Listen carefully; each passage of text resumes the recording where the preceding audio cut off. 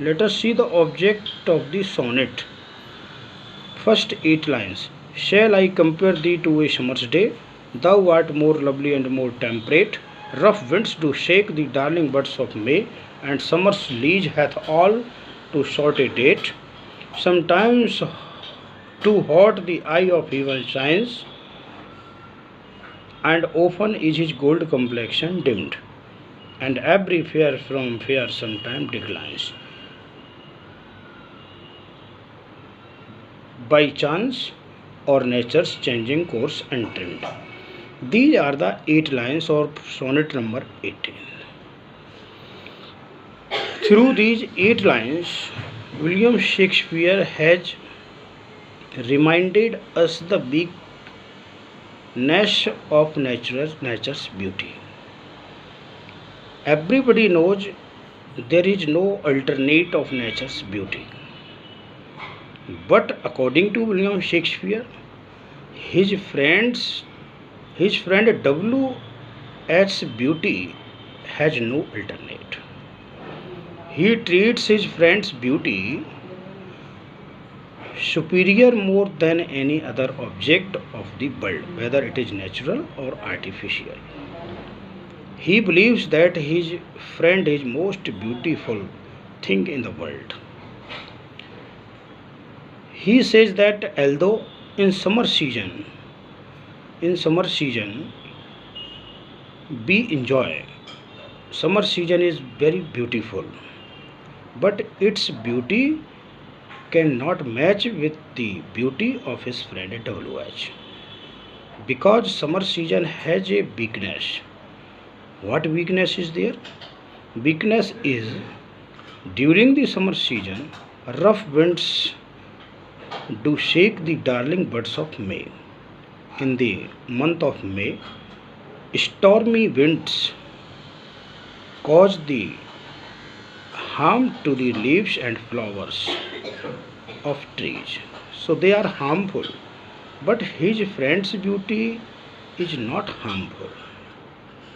His friend's beauty is not harmful, and summer's liege hath all too short a date. Second weakness of summer season he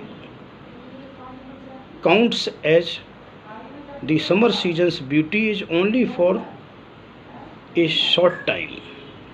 After 3 or 4 months, the season is changed, and when the season is changed, everything is changed, so beauty is also changed.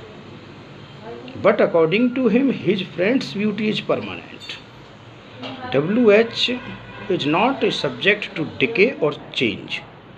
His beauty is permanent, so in comparison between summer's day beauty and that of his friend, superior is his friend's beauty.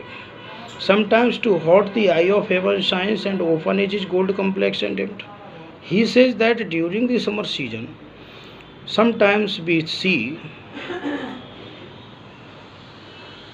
sun, giving us too much shine and light, but often it is dimmed. Often its complexion is dim. But his friend beauty has nothing like this. His friend's beauty has no changeable objectivity, no changeable things. It is permanent. And often is his gold complexion dimmed, and every fair from fear sometime declines by chance or nature's changing course untimmed.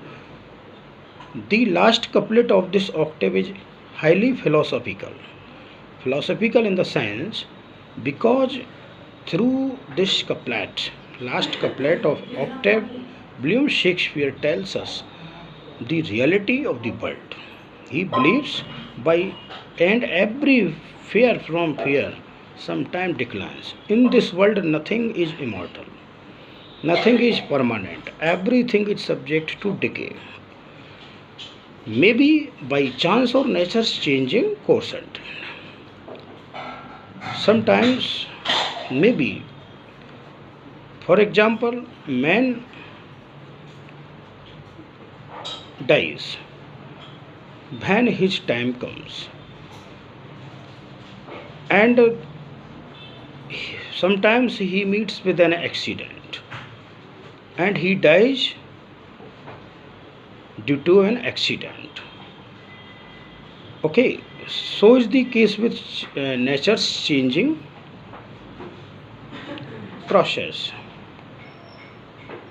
Sometime it is spring, sometime it is autumn, it is winter season, it is summer season.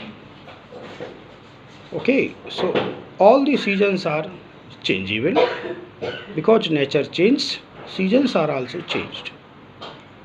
Plant grows, becomes tree, gives us fruit, and that fruit also declines someday. So these things are only for example. William Shakespeare says that in this world nothing is immortal and permanent. Everything is subject to decay. But he stresses that his friend's beauty is permanent and it is not subject to decay. So here you can understand the feelings of William Shakespeare towards his friend and his friend's beauty. So in further lecture we will see what William Shakespeare says in the sestet of 18th number sonnet. That's all. Okay.